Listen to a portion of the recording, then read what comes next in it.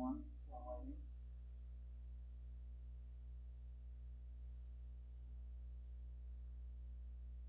That's a wee bit better, not much. That's better. Um, so I woke up this morning to a very, very interesting set of events. Number one, I was up a lot earlier than what I was supposed to be. Um, like 1 o'clock in the morning, midnight, because super early. So our boy Elon is getting sought after by the big boys who seem to think they own us all.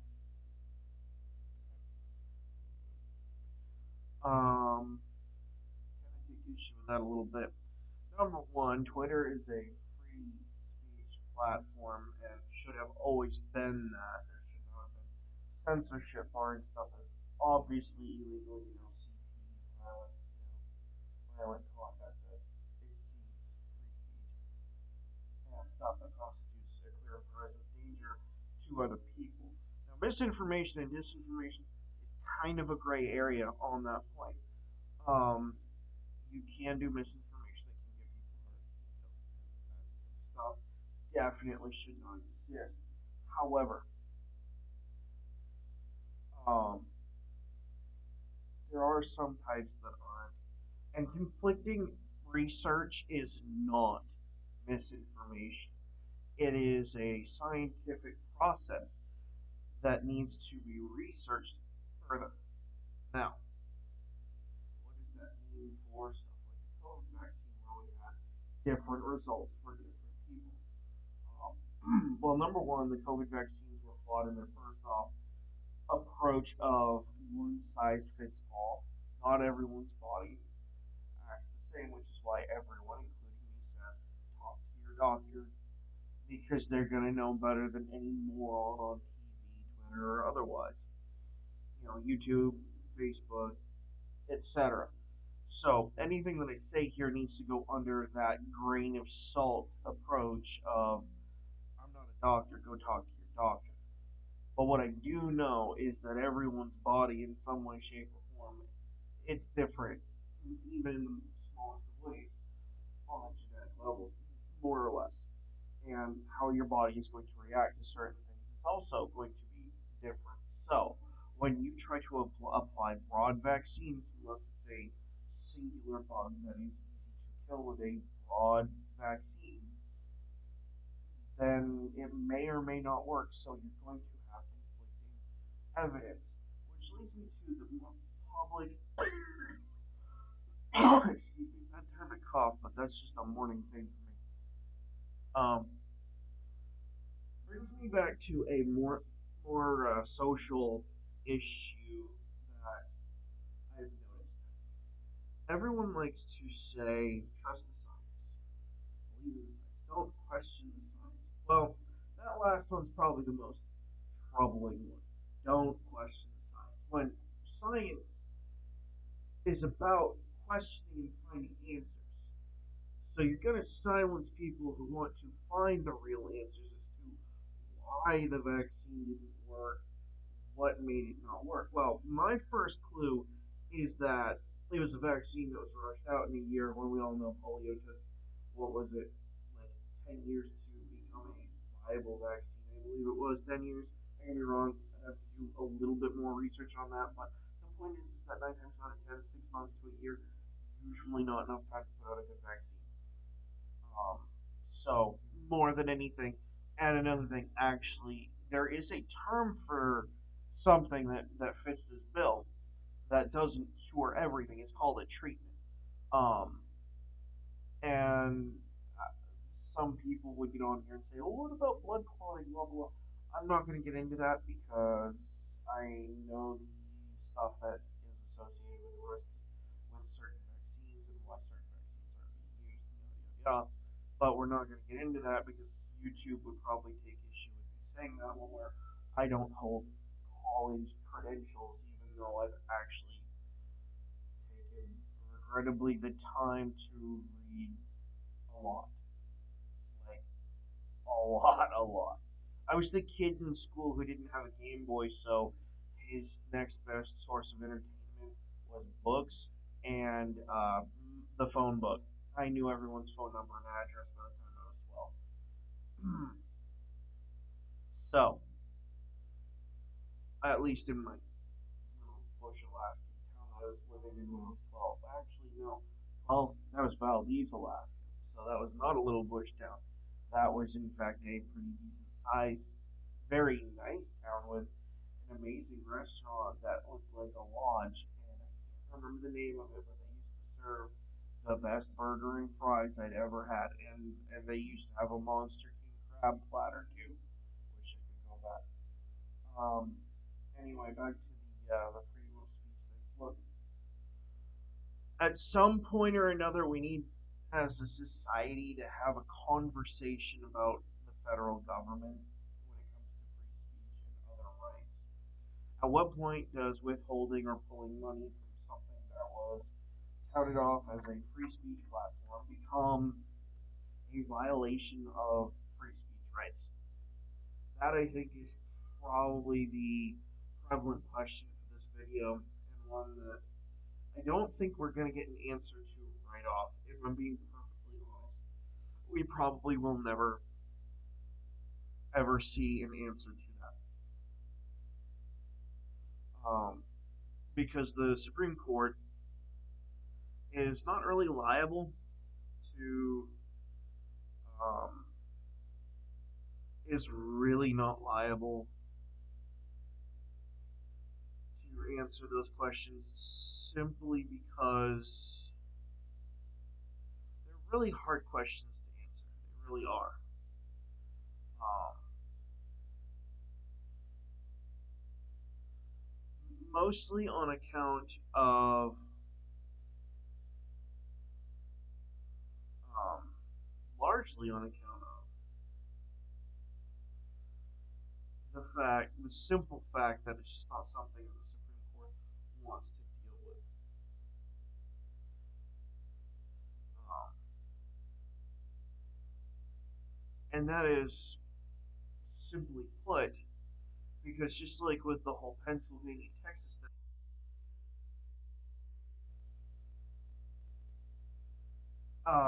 the whole Pennsylvania Texas thing is a good example. Like Pennsylvania actually violated federal constitution in their own state constitution by violating election procedures.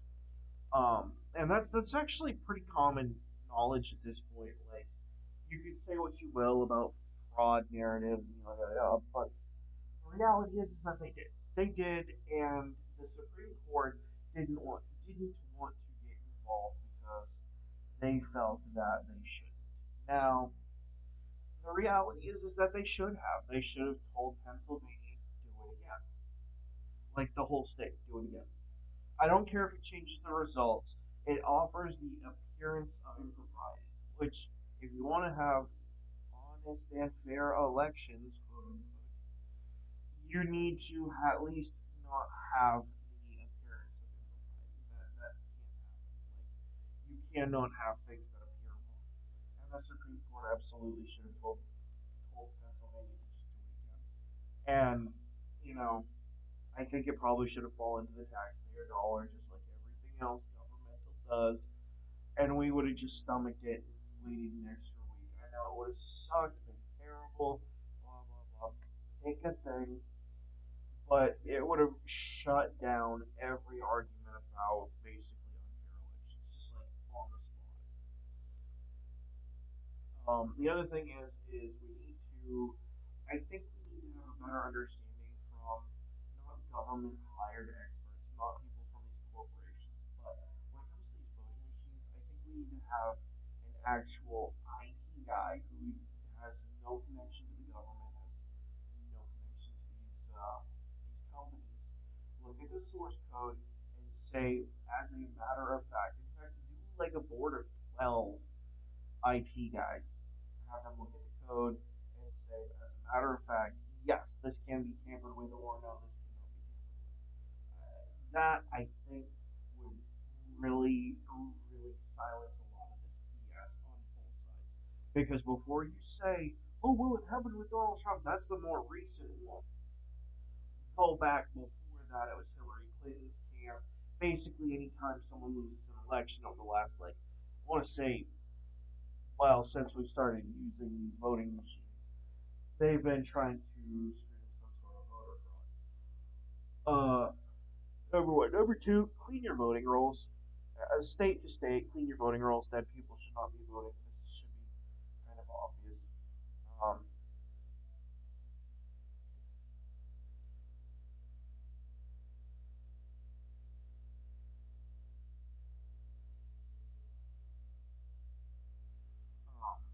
Another thing is this. If you're in this country illegally, meaning you're not a citizen and you have not immigrated legally, gone through the process, you don't have a right to vote in this country, plain and simple. If you've gone through those two processes, or are part of those other two things, then we can talk. If you're not, if your votes aren't counting or whatever, then that needs to be addressed. That definitely needs to be addressed too. Like, if someone is not counting your vote, that's a problem. There's a big problem. And yeah, like I said, if you're not here in this country legally, then sorry, but you don't officially live here, not really. And I do believe that the census should have been monitoring legal immigration status for anyone who is not born in this country because that matters. It does. If you're not here legally, um, you need to not be counted in the census because of because of our political system and how it works. The more people you have in an area, whether they're legal or not, when they click that little box in the census, that is the potential of raising your electoral vote count. That's a problem. That is a big problem and a problem that needs to be addressed. It should be based off of people. Actually, the best way to do that is to go off of your driver's license systems because and your state ID systems because most people hit 18 years old or over, they even have a state ID, going to get a state ID or have a driver's license. 9 times out of 10. In fact, actually, 99% of the time, more or less because people around that age want to do dumb stuff like party and smoke cigarettes and things that require you to have an identification of some kind. Buy a gun, for example. Which, by the way, you need an identification to buy a gun, which isn't a constitutional right, but you don't need an identification to go to a church, speak your mind, or vote, which are also constitutional rights. So I think we should start having a conversation about really unifying the way that our constitution operates. And that's my thought process on that. Now back to the other points here.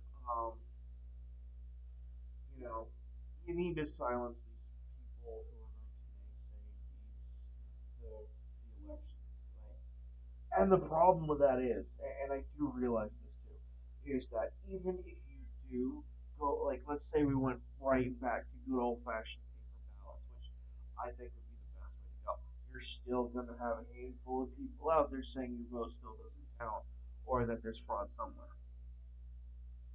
So,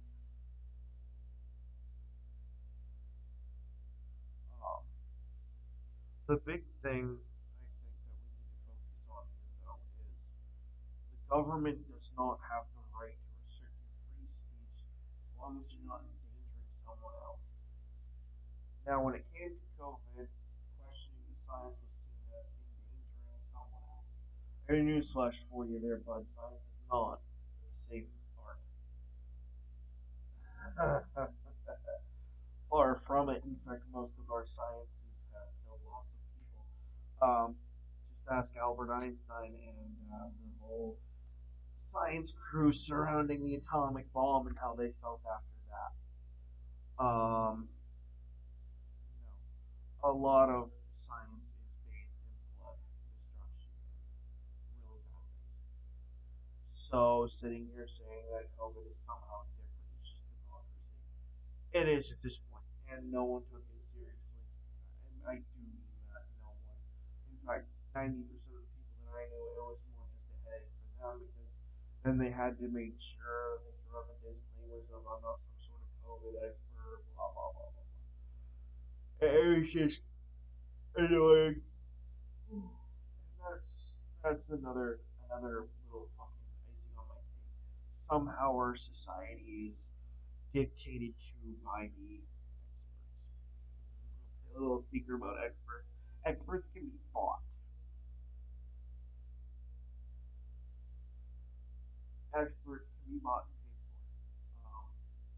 You know, and it happens all the time. Best example is the professional witness in a courtroom. A professional witness in a courtroom is someone who is paid to lie in a courtroom, basically. They are paid to say something that may or may not be true. And as long as they don't get caught, no one cares. There's a problem with the way that that works.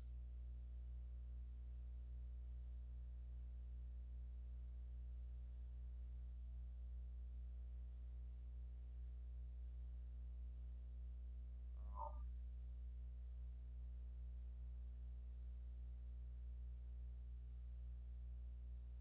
the problem with this is that when you have someone like Anthony Fauci, who I think is a despicable human being, but that's beside the point.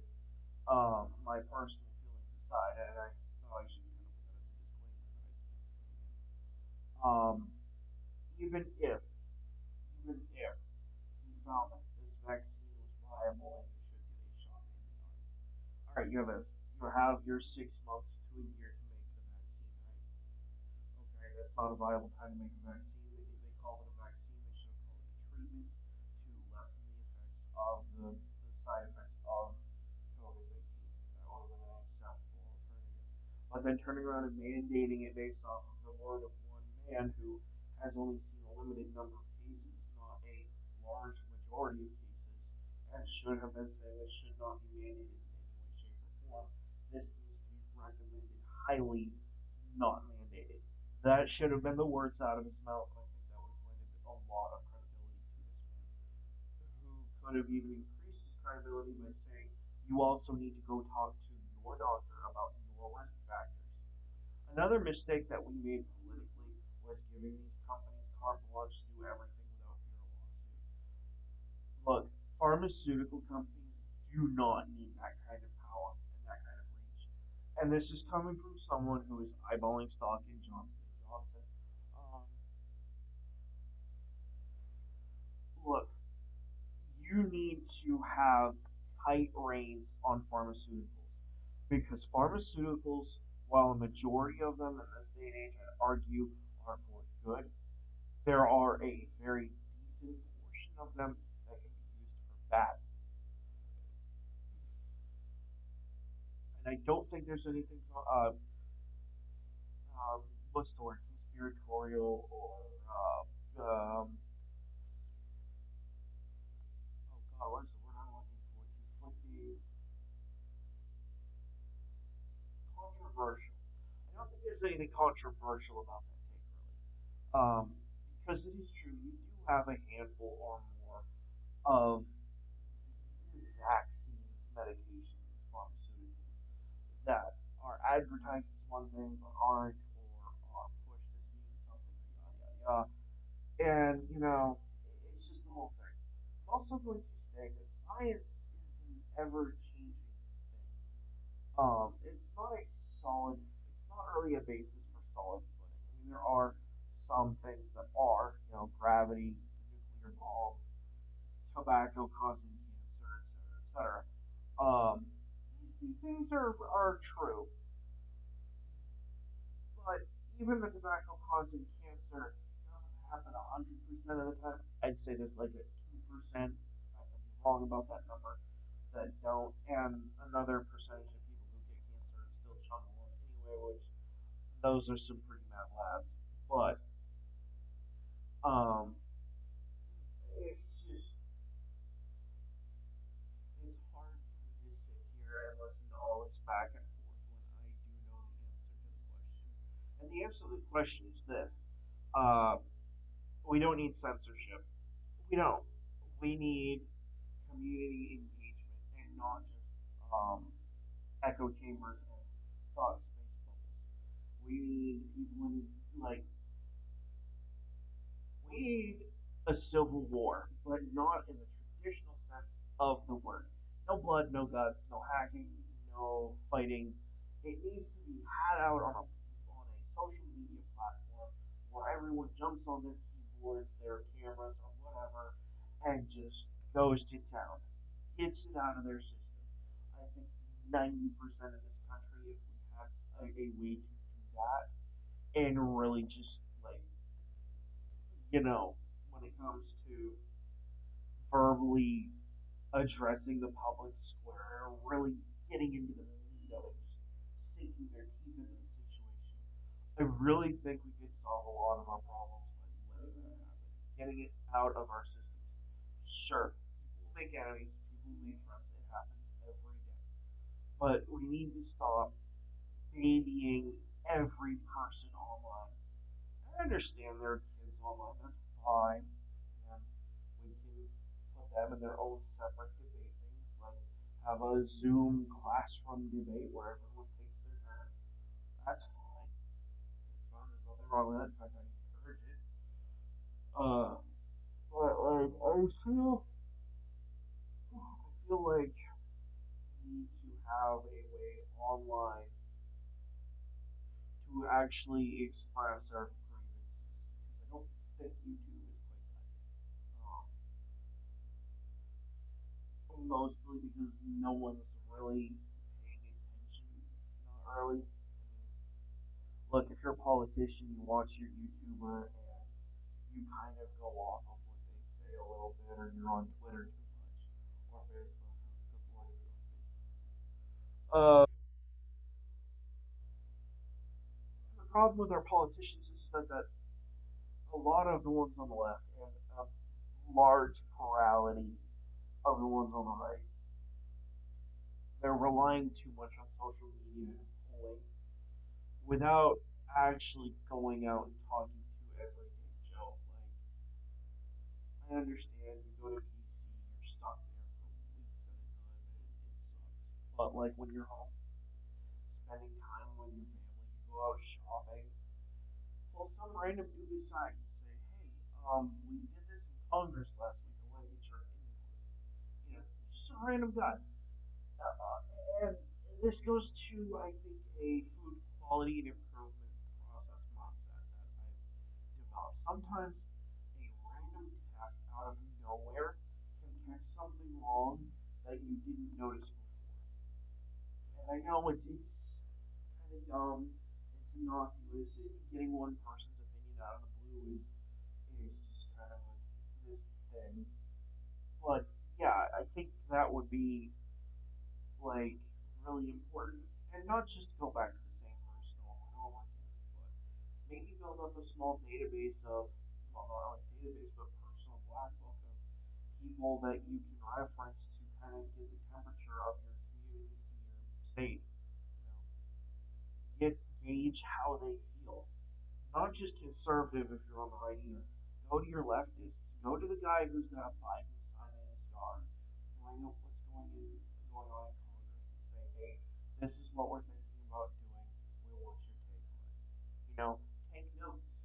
They might say something important randomly. You never know, or it could be completely useless. Um, I think a lot of the problems with our political system is not just so much that people feel disenfranchised, but there's a lack of outreach. Like it's like the whole gun violence thing. I know like keep going back to the guns. This one kind of rings true. Everyone wants to blame the tool. Everyone wants to blame something, but no one wants to fix the problem.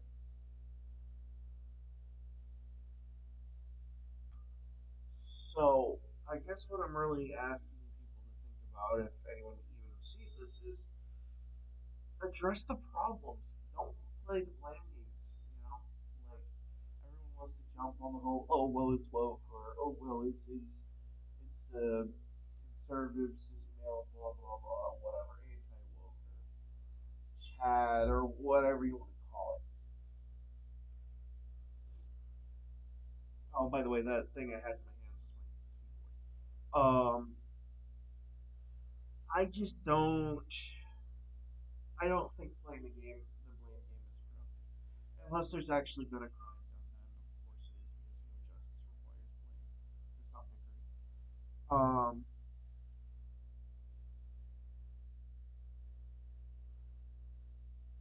yeah, I just kind of don't really like the way I'm seeing things happen right now. Really, not really. I mean, it's not okay if it isn't. I mean, and 90% of your mental health problems in this country are actually solvable. They really are. Stop shoving pills down kids' throats when they don't need them, but give the medications to the kids that do. Stop forcing people to try to live a way that runs counter to how they are raised by their parents. This is pointed at the schools, by the way. Stop trying to convince the kids that what their parents are teaching them at home is wrong. Because I guarantee you that the parents know more than you on the day to day. You live your life as a teacher, doing stuff like curriculum and staying at work until sometimes 9 o'clock at night, even though you were there at 6, sometimes 4 or 5 in the morning. Uh, Making sure the lessons plans are ready to rock and roll, and working on Saturdays when you shouldn't really have to because you're supposed to be teaching during the week. Grading homework at home. As you can tell, I have a relative who is a teacher. I know things. But here's the thing: even if you're a parent yourself, your politics, your religion, your ideology. You have to keep it to yourself. You're not there to teach, and this goes left and right. Cannot be teaching this stuff to someone else's kids. I'm sorry, unless you're a missionary. That is not your teacher. That is not your position. You are a teacher. You are supposed to be teaching them the basics in education, math, science, history, English, technology, and I'm going to take it a step further and say how to do taxes. That right there, that last one in this country, how to process and do your own taxes in the United States, and how to figure out how much taxes are being taken out of your paycheck, is arguably more important than any of your ideological BS. Plain and simple. Um, because we have a generation of people who don't understand what the 13% rule or what the 30 30 10 rule is. They don't understand finances, and that's a mistake. That is a huge mistake on a part of our educational system. Instead, we have situations in Florida where the "it's okay to be gay" books are going all over the place, which I don't agree with that. I think that if that's a conversation that needs to be had, it needs to be had by the parents and with their kids, not the school board. It should never be the school ever.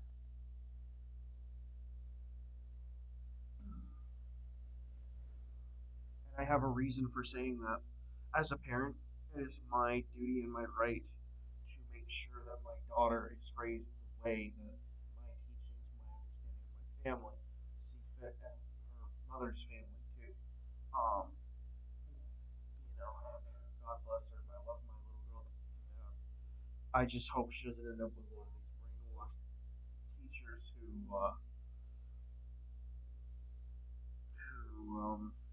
what's the word? Wouldn't know their head from their hind end when it comes to education, but they are going to push an ideology.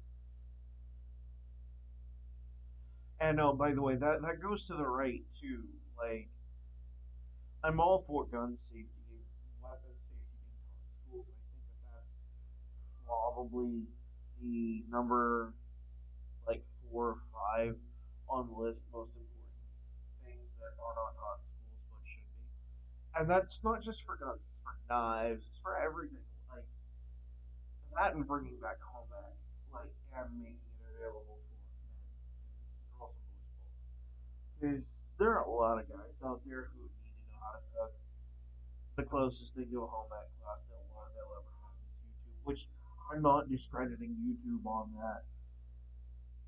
YouTube is actually a great resource, and for me, it's providing to be a good resource to vent this early in the morning when I can't get back to sleep. I see something that kind of ticks me off. But circling back though, um,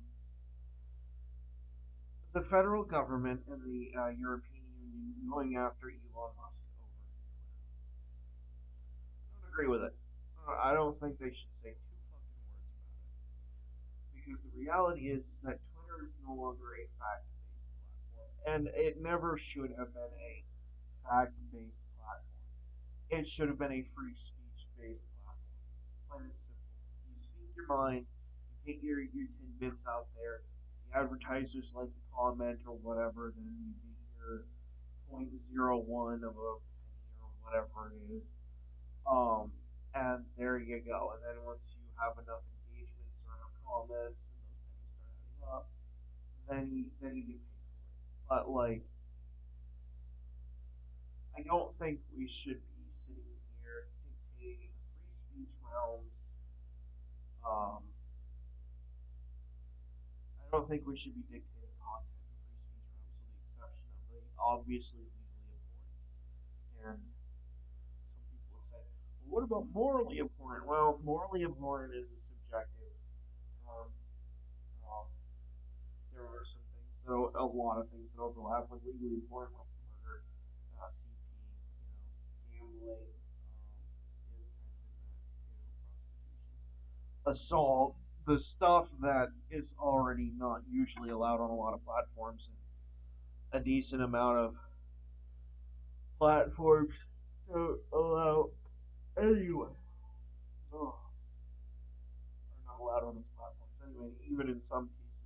Just the mere mention of these words, like if I were to say the R word right now, I would probably lose any potential monetization that any of these videos would see in the series, potentially speaking, you know. And that's because we have this idiot generation of sensitivity readers or sensitivity watchers who are so overly sensitive about every little thing because they don't have a skin at all. It's not so much that they are not thick skinned, it's that they've become so thin skinned that they don't even have a skin. And that's a problem. That is a huge problem with society today. I'm sorry, but the real world does not care about your sensitivity. It really does not. I got into an engagement a while back with someone about guns. Go figure. Me engaging someone about guns, 90% of my Facebook shares are either trashing the establishment or there's some pro gun something or other, right? So when some liberal is in my friend's, or in my friend's comment section, going off about how guns are bad, yada yada yada, and how she doesn't think that these things should be talked about on Facebook, an obvious, real, and I do mean boomer when I say boomer, an obvious, like, 50, 60-year-old take, from way back when. To which my reply was, this is the modern age, no one cares about your sensitivities. This is a free speech platform, more or less. We are allowed to talk about things on this platform, whether you like it or not. She didn't like that. Well, here's the thing. The rest of the world didn't care. They still went on talking about it. The post blew up. People were talking about everything that my friend talked about, and it was just a decent thread, but it was just one bad apple out of like a dozen really good ones, and that's just the way that it is. That's the way that the world works. For every 12 good opinions, you're at a minimum, you're gonna have at least one or two bad ones. Some people would argue the inverse of that. You'll get one to two good takes, and the rest are all bad. I think we've seen that occasionally. Anywho, uh, I don't think it should be up to the government or any government to tell you what your opinion is or should be. That is so dystopian and Orwellian that it is beyond the pale. And in this country, by the way, the freedom of speech is also applies to expression. You have the right to express yourself, and just because I say something on here that might not be factually true, this is going directly to you, YouTube. Just because I may express something that might not be factually true, just means that it's an opinion that I have. You are more than welcome to crack into my OBS software, or we'll even do a Zoom call or something, and we'll have a discussion about the opinion if you don't like it. I think that would probably be some of the best user and who's what's it, um, viewer and user engagement ever done. If we got people from YouTube, like the top brass, saying, yeah, this is why we don't like what you said, and then we can have a discussion about it. I think that that move by YouTube, if it did that, would be like completely baller. Um, because then not only can you educate, you can also be educated yourself and show that you're willing to listen, which I think that would go like leaps and bounds beyond what you're doing now. Just like I'm willing to accept the criticism that my camera angle sucks. It's way too close. It shows too much of the stuff behind me, and not enough of what I'm doing with my hands. Um, you know, I just anyway. The point is that we need to really stop and talk about like what should be and shouldn't be allowed on YouTube. The problem is that YouTube is in fact owned by Google and they are private companies owned under the Alphabet Corporation. Hmm. Yeah. Words I could say about that one. But that aside, they're not a government entity. But I do think if you want to run a successful business, I think that engaging with your consumer base, your content creators, etc., as well as your viewers, I think that should be an important part. I think that even if it's just like once a year, like you don't even have to do it every day. Once a month, once every 6 months, once quarterly, take a handful of YouTubers left and right and dead center. You know, get the whole spectrum in there, not just one group. And ask some general questions and go over some of what. Say a couple of them got a couple of strikes. Go over why they got the strike. Get their take on why they thought the strike was misplaced. Or maybe they had a little time to think about it and they thought it was well placed and that this should be something that is, more widely talked about. Like, this phrase is not allowed on YouTube because of X, reason. These are just ideas and things that I hope some little video moderator person is going to hear when they see this. Or maybe the head of YouTube will kind of be randomly perusing my channel looking for a reason to ban me and say, oh, that's a good idea. You don't even have to give me credit for it either. I think it's something that we should think that you should think about. At least think about it. Um, and that's why I like the way Twitter's doing it. Elon has a Twitter account, and he engages in it regularly. And if I were to shoot him a message randomly, I'm sure buried under the half a million messages of everyone else, if you could read it, you probably would. Especially if it said something really interesting. Um, and that's a kind of owner to user engagement that we don't really see too much on YouTube because YouTube's not about that. YouTube is it has a forum system somewhere, I think. I actually look into that because I kind of want to start sharing some of my ideas for the platform and how to make it better for other people, including a way to actually monitor what advertisements are put on the homepage. I was scrolling through yesterday, and not to say that I'm the kind of guy to make my socks fit. Sick joke, I know.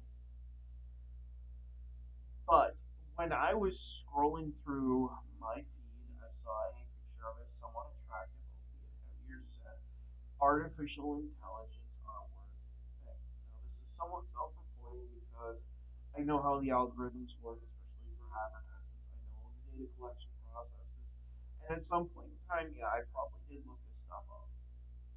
But here's the thing, and this is more I think YouTube when it comes to what advertisements you allow. Like, not even over the videos, I'm talking about the main screen. I think that you need to be careful what's allowed there.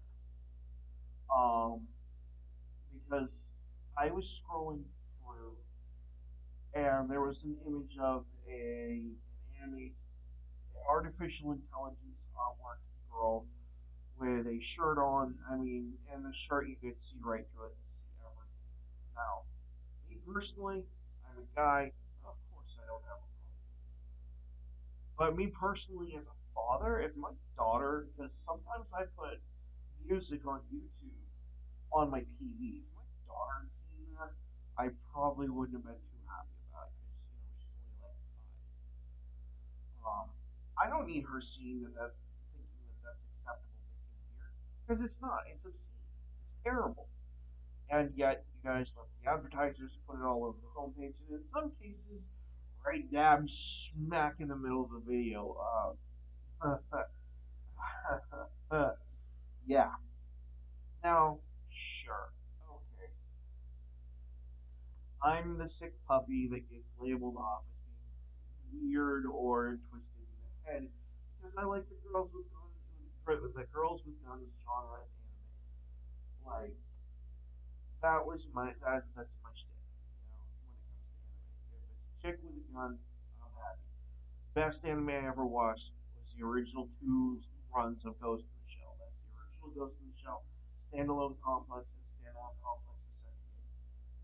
Those were my three favorite series of all time. And then I met this series called Noir and Madlax, I think it was. Um, and that's what really got me started on the whole thing. And then Borderlands came along, where you could play as a girl with a gun, the siren Lilith. um, and it was basically this nerd's like ginormous addiction at that point.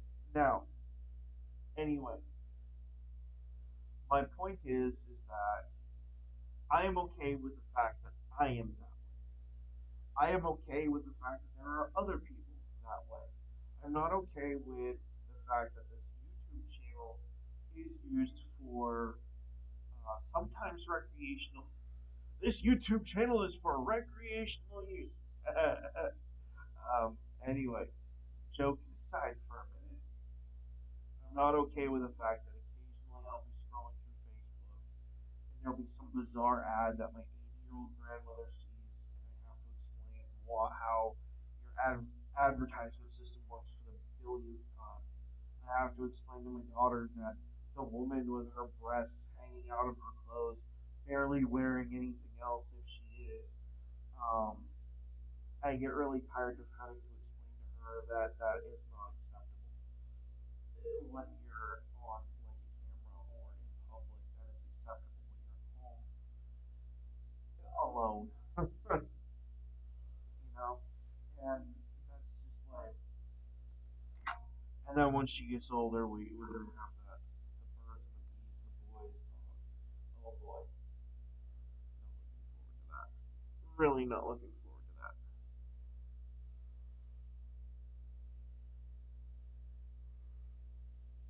Um, that's pretty much my biggest gripe. Other than the fact that it's Christmas, Merry Christmas. say Happy Hanukkah, but I don't know when that runs. I'm not culturally averse enough to remember that stuff. That or my memory is terrible. And the Christmas stress has been real in the state of Maine this year. We had a power outage. Pretty much, you might as well say it was all over the state. You might as well say it was statewide. Um, like we had trees down the whole 9 yards. It was like watching a small, not strong enough to rip your house apart tornado tear up like all the trees and knock the power lines down. We had flooding. The road that we lived on flooded so bad that there was standing water in one of our neighbors' living rooms who lives down the hill. Um, it was yeah, it wasn't cool, man. Really not cool. And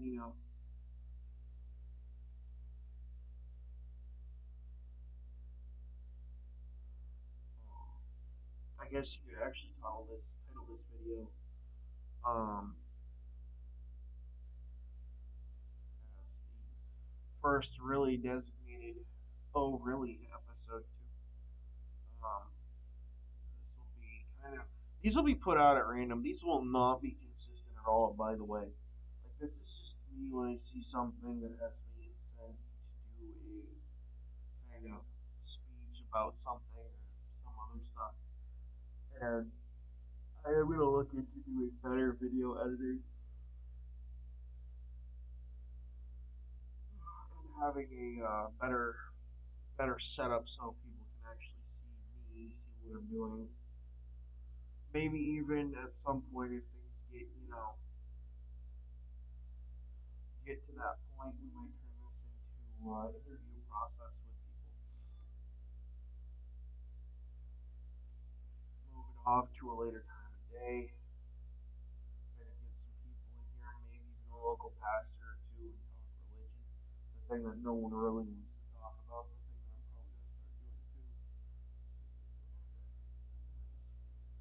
And my big texted Bible that's easy to read is in the background. Have a little discussion about how things go and some of the things. Gonna bring up a biblical sort of turn of phrase that gets thrown around and thrown out a lot. Spare the rod, spoil the child. You know what? This world has spared the rod so much that the kids are so spoiled that they forgot there even was a rod in some cases. And I think it's time that we go back to the way things were because,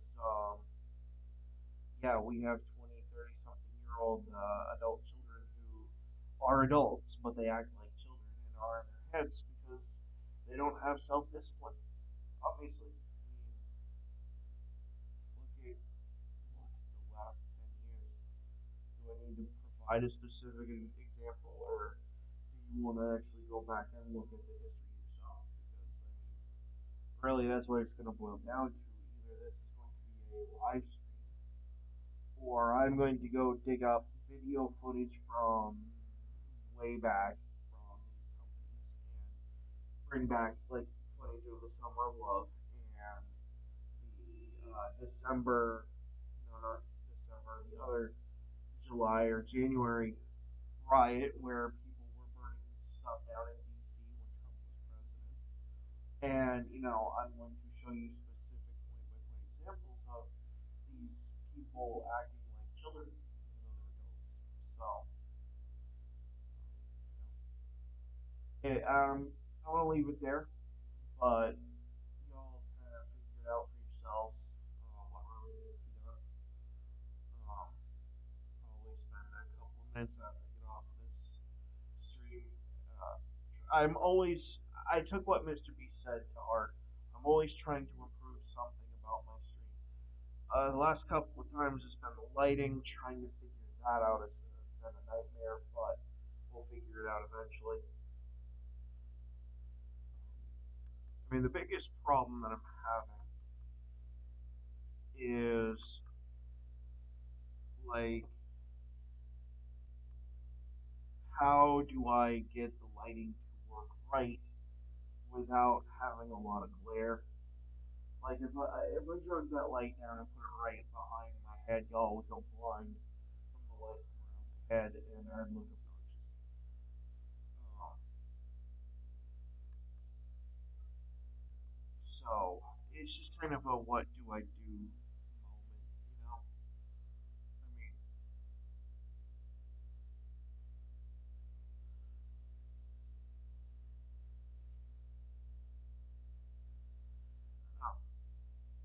no, it's definitely something to think about. Anyway, I'm gonna leave it there.